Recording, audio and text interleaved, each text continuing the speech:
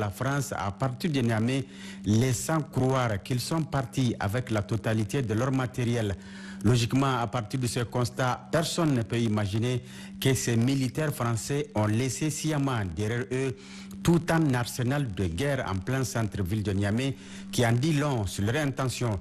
Une intention exprimée d'ailleurs publiquement en son temps par un expert français en renseignement sur la chaîne LCI.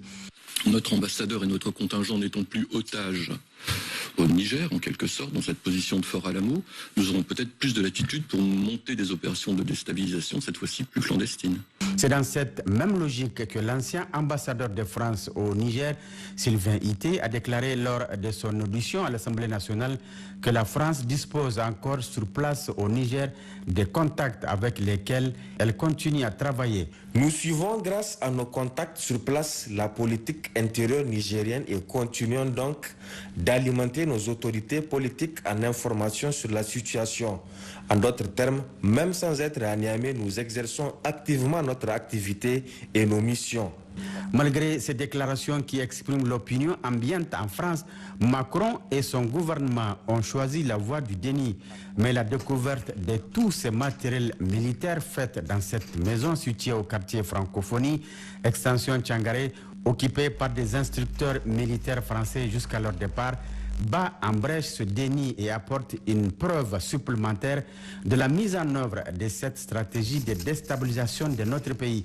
En effet, des perquisitions opérées les 19 et 20 février 2024 dans cette maison et dans les locaux du siège de Cap Sahel à Niamey par une équipe mixte de la gendarmerie, de la police scientifique et de la police judiciaire ont permis de faire une découverte qui donne froid au dos. Il s'agit d'un vrai centre d'opération militaire, en même temps une cache d'armes et de munitions.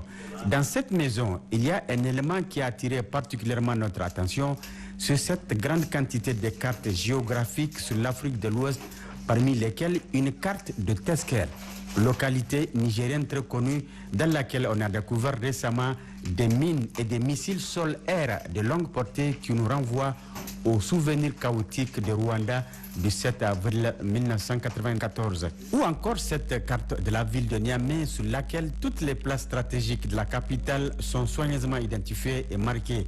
À quelle fin s'agit-il des cibles des probables attaques? Quand on ajoute à cette planification minutieuse des lance-roquettes anti-chars, des fusils d'assaut, des drones, des grenades, d'énormes quantités de munitions, des véhicules 4x4 dont certains sont sans plaque d'immatriculation mais sur lesquels ils ont prévu des fausses plaques et bien d'autres matériels, il s'avère clair que nous sommes en présence d'une vraie stratégie militaire qui ne fait point de mystère sur son objectif. Cette stratégie de déstabilisation de notre pays repose sur une idéologie bizarre écrite en rouge sur ce tableau d'affichage dans leur salle d'opération qui dit ceci: la paix, on peut l'éviter. Alors pourquoi éviter cette paix quand on déclare la désirer à tout bout des champs? Ici, le mensonge est tellement gros qu'il n'est plus possible de le cacher. Mais quand on construit un partenariat sur du faux, il y a toujours un élément qui trahit le subconscient et le refoulé remonte à la surface pour révéler au grand jour le désir caché. Au stade actuel de nos rapports avec la France, il ne s'agit plus de désir caché, mais plutôt d'actions soigneusement planifiées pour semer le chaos à Niamey. Au regard de cette nouvelle tournure prise par nos rapports avec la puissance impérialiste, il revient au peuple nigérien de resserrer davantage ses liens avec le CNSP et d'être focus sur l'objectif ultime, la souveraineté totale du Niger. Il est donc impératif de rester dans la voie tracée par le Conseil national pour la sauvegarde de la patrie sous la conduite de son président, chef de l'État, le général de brigade Abdraman Tchani, pour atteindre un tel objectif. Merci Ousmane Ibrahim pour ce reportage.